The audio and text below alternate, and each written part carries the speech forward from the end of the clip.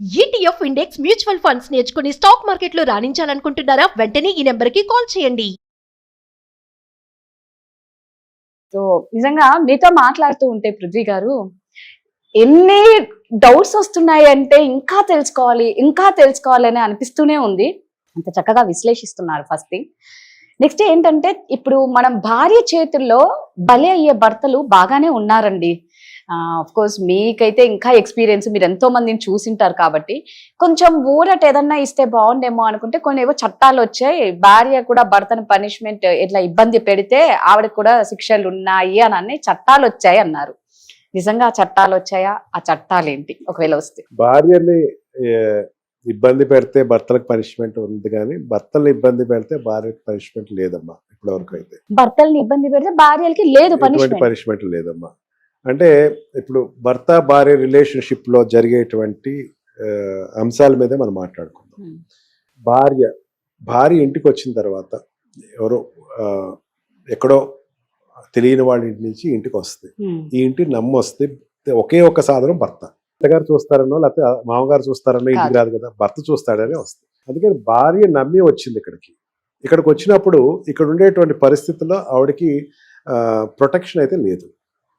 ఇక్కడికి వచ్చిన తర్వాత వరకట్నం గురించి హింస జరుగుతుంది. దాని గురించి ఆ అమ్మాయికి ప్రొటెక్షన్ 498A ఇచ్చారు.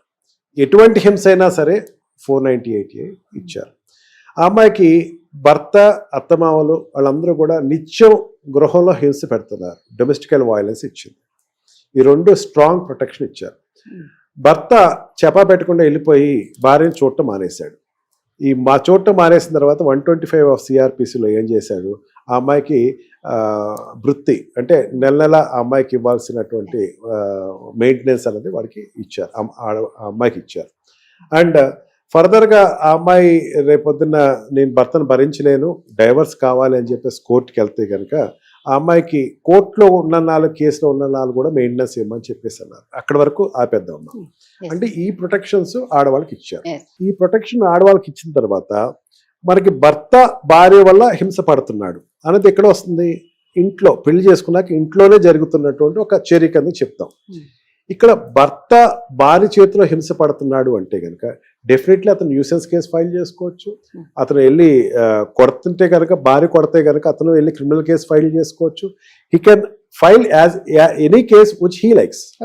దానికి ఎటువంటి ఆపటం లేదమ్మా. మెయింటెనెన్స్ కి అడుగుతున్నటువంటిది ఇప్పుడు నాకు ఒక 1 కోటి రూపాయలు నాకు ఆదాయం వస్తుంది అంటే నువ్వు 50 లక్షలు అడుగు తప్పలేదు. నాకు నేను సంపాదించేది ఒక 30,000 అనుకోండి.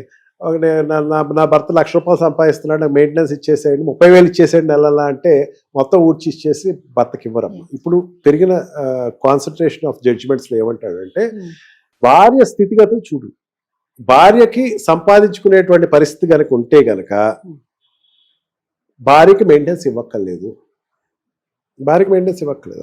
ఆ భార్య కూడా డిగ్రీ చదివింది అంటే డిగ్రీ అంటే ఇప్పుడు డిగ్రీ హోల్డర్స్ భారతదేశంలో 32% పెరుగుతున్నారు అని చెప్పేసి అన్నారు, బోత్ మెన్ అండ్ ఉమెన్. ఆ అమ్మాయి కూడా సంపాదించుకునే శక్తి ఉంది. ఆవిడ కూడా సంపాదించుకుని నేను సంపాదించుకోగలను అనుకుంటే మెయింటెనెన్స్ అడగద్దు, నేను సంపాదించుకోలేకపోతున్నాను అంటే రీజన్ చెప్పి మెయింటెనెన్స్ అడుగు అని చెప్పేసి జడ్జిమెంట్స్ వచ్చినాయమ్మా. అంటే భార్య ఏదో ఇష్టం వచ్చినట్టు తను ఎంత కావాల్సి అంత మెయింటెనెన్స్ అడిగితే ఇచ్చే పరిస్థితి ఇప్పుడు ఉండేటువంటి జడ్జిమెంట్స్లో అయితే ఈ మధ్యన ఆపేశారు. ఆ అమ్మాయికి ఏదో నాకు 10 లక్షలు కావాలి, 20 లక్షలు కావాలి అంటే ఈవెన్ కర్ణాటక హైకోర్టు ఈ మధ్యన ఇచ్చిన judgement, I think justice Lalit garu అనుకుంటే, ఆవిడ చాలా క్లియర్గా చెప్పారు. ఏంటి 10 లక్షలతో అమ్మాయి ఏం చేస్తుంది అని అంటే అడిగారు. అంటే అనాలోచితంగా ఎక్కువ అడిగేటానికి లేదు. అతనికి వస్తుంది కదా నాకు ఇచ్చి, నువ్వేం చేస్తావు ఈ 10 లక్షలతో, నువ్వేం చేస్తావు ఇంత డబ్బుతో, నువ్వు చెప్పాలి. నువ్వు ఇంట్లో ఉండటానికి ఇష్టపడలేదు, లేకపోతే ఎస్ నువ్వు ఉండటానికి ఎంత కావాలి నీకు లైఫ్ స్టైల్కి, అట్లకి నీకు కార్ మెయింటైన్ చేస్తానండి, 4-5 కార్లు మెయింటైన్ చేస్తానండి, నాకు 4-5 కార్లకి డీజిల్ కావాలండి, పెట్రోల్ కావాలండి, నేను అదే జిమ్కి వెళ్తానండి, లేకపోతే ఇవి కావు. సహజంగా బతికేటువంటి ఆడవాళ్ళకి భర్త యొక్క సంపాదన బట్టి వీళ్ళకి చూడమని చెప్పేసి చట్టం. అందుకని ఈ రేషియోస్లో చూసుకునేటప్పుడు ఏంటంటే భర్తకి ప్రొటెక్షన్ ఏంటంటే ఇందాక చెప్పాను 498 దగ్గర ప్రొటెక్షన్. 498 ఏం చేసింది, అరెస్ట్ అనేది తీసేసిందమ్మా. 498లో ఒకప్పుడు అరెస్ట్ ఉండదు, 498లో అరెస్ట్ తీసేస్తుంది. డొమెస్టికల్ వైలెన్స్లో అత్తగారు మామగారు వీళ్ళందరి మీద కూడా పెట్టేస్తారు. 498లో కానీ DVCలో కానీ అత్తగారు మామగారు అందరి మీద పెట్టేస్తారు. వాళ్ళందరూ కూడా కోర్టుకు రావక్కర్లేదు అని నెంబర్ ఆఫ్ జడ్జిమెంట్స్ వచ్చినాయి. అండ్ ఈ what we call divorce maintenance 125 maintenance ఇంతకు ముందు మీకు చెప్పాను. 125 మెయింటెనెన్స్ భార్య ఒక్కళ్ళే కాదు, భర్త అనేవాడు వాళ్ళ తల్లిదండ్రులు కూడా చూసుకోవాలి. వాళ్ళ తల్లిదండ్రులకి ఎంత ఇవ్వాలి, తనకు అప్పులు తీర్చాలి, అప్పులకి ఎంత కట్ అవుతున్నాయి, రిమైనింగ్ టేక్ హోమ్ వచ్చినటువంటి అమౌంట్లో మాత్రమే క్యాలిక్యులేట్ చేసి అమ్మాయికి ఇవ్వాల్సినటువంటి 35%, 40% ఇవి. పిల్లలు ఉంటే 50 వరకు వస్తుందమ్మా, 50 అదైనా 45 మించదు. మీరు భారతదేశం అంటున్నారు, చాలా మంది భారతదేశంలో ఎక్కువ, అమెరికాలో అయితే బాగా ఉంటాయి, లేదా అమెరికాలో ఇంకా అధ్వానంగా ఉంటాయి అమ్మా. అమెరికాలో 50% ఎవరు అడిగితే వాళ్ళు ఇచ్చేయాల్సిందే. భార్య అడిగితే భార్య 50% ఆఫ్ ఇన్కమ్ భర్తకి ఇచ్చేయాలి. భర్త కనుక వచ్చి 50% ఆఫ్ ఆదాయం లేదా 50% ఆఫ్ ఆస్తులు ఇచ్చేస్తుంది. అందుకని అమెరికాలో ఏం చేస్తారంటే పెళ్లి చేసుకోరు. చాలా మందికి తెలియని రహస్యం ఏంటంటే పెళ్లి చేసుకుంటే రేపు పొద్దున విచ్ఛిన్నం అయిపోతే కనుక 50% ఇవ్వాలి.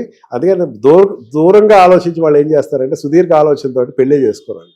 ఎప్పుడో 55కో 60కో ఇంకా ఈ అమ్మాయి నన్ను వదలదు, ఈ హస్బెండ్ వదలడానే అప్పుడు పెళ్లి చేసుకుంటారు. కొడుకుల దగ్గర మనవల దగ్గర పెళ్లి చేసుకునే సందర్భాలు కుక్కలు ఉంటాయి ఇక్కడ. ఆ టైంలో ఎస్ టుడే వాడు వస్తాడు, ఒక రింగ్ తీసుకొస్తాడు, I'm going to marry you in the occasion of your birthday అని చెప్పి ఒక రింగ్ ఇస్తాడు. ఆ రోజు పెద్ద సెలబ్రేషన్ చేస్తారు. ఎందుకంటే ఆ రోజు ప్రకటిస్తాడు మన ఇద్దరు పెళ్లి చేసుకుందామని, కొడుకుల దగ్గర సమక్షంలో ప్రకటిస్తాడు. ఇది ఎందుకంటే డైవర్స్ అనేటువంటి దానికి భయపడి ఇద్దరు చేస్తారు. ఆ పని ఇద్దరు కూడా డైవర్స్ అంటే భయమే. ఈ డైవర్స్ నుంచి తప్పించుకుంటాం కోసం అని చెప్పేసి పెళ్లిళ్ళో చేసుకోరు. అలాగే మళ్ళీ జీవితాంతం వాళ్ళు చూడాలి, కొడుకులు చూడాలి, మెయింటైన్ చేయాలి, ఇవన్నీ ఎందుకని పెళ్లే చేసుకోకుండా ఉంటారు. కానీ భారతదేశం ఇంకా ఆ నీచ సాంప్రదాయానికి ఇంకా రాలేదు, రాకూడదని కూడా రావద్దనే కోరుకుంటున్నాను. అందుకని ఇక్కడ ఇండియాలో ఉండే భారతదేశ పరిస్థితుల్లో భర్తకి ఇచ్చేటువంటి ప్రొటెక్షన్ అంటే డిఫెన్స్ అనేది బాగానే ఉందమ్మా. డిఫెన్స్ ఎక్విప్మెంట్ బాగానే ఉంది. అంటే అనుకున్నంత అమ్మాయి అంతటి దాన్ని ఇచ్చేస్తారు, లేకపోతే అమ్మాయి డైవర్స్ అంటే డైవర్స్ ఇస్తారు. లేదు, కలవాలి అనుకుంటే కలిసే అవకాశం కూడా భర్తకి ఇస్తారు. ఆర్సీఆర్ ప్రొసీడింగ్స్ అంటారు, రెస్టిట్యూషన్ ఆఫ్ కాంజుగల్ రైట్స్. నేను లేదు కలిసి ఉందాం అనుకుంటున్నాను, పిల్లల కోసం కలిసి ఉందాం అనుకుంటున్నాను, నేను మళ్ళీ ఇంకొక పెళ్లి చేసుకుంటే నాకు కష్టం అనుకుంటున్నాను, అందుకే కలిసి ఉందాం అనుకుంటున్నాను, నేను మళ్ళీ సమాజంలో నాకు ఇంత గ్రాండ్గా చేసిన తల్లిదండ్రులు నొప్పించకుండా ఉండటం కోసం కలిసి ఉందాం అనుకుంటున్నాను. చిన్న చిన్న పోరుపత్యాలు ఉంటాయి, ఏ కుటుంబంలోనే ఉంటాయి. నేను కలిసి ఉందాం అనుకుంటున్నాను అంటే కలిసి ఉండేటువంటి అవకాశం కూడా కోర్టు కల్పిస్తాను. అందుకని డైవర్స్ అనేది సొల్యూషనే కాదు. సూపర్ అండి. ఇంకా నెక్స్ట్ వీక్ మళ్ళీ బోల్డ్ అనే టాపిక్స్ తో మళ్ళీ మేము ఎందుకుంటాం. Thank you.